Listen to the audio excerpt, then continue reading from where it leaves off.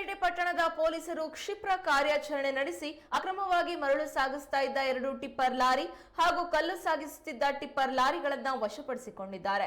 ಪಟ್ಟಣದ ಪಿಎಸ್ಐ ನಿಂಗರಾಜ್ ನೇತೃತ್ವದಲ್ಲಿ ಹರತಾಳು ರಸ್ತೆಯಲ್ಲಿ ಅಕ್ರಮ ಮರಳು ಸಾಗಾಣಿಕೆ ಮಾಡ್ತಾ ಇದ್ದ 2 ಟಿಪ್ಪರ್ ಲಾರಿಗಳನ್ನು ವಶಕ್ಕೆ ಪಡೆದಿದ್ದು, ಗವಟೂರು ಬಳಿಯಲ್ಲಿ ಅಕ್ರಮ ಕಲ್ಲು ಸಾಗಿಸ್ತಾ ಇದ್ದ 1 ಟಿಪ್ಪರ್ ಲಾರಿಯನ್ನ ವಶಕ್ಕೆ ಪಡೆದಿದ್ದಾರೆ.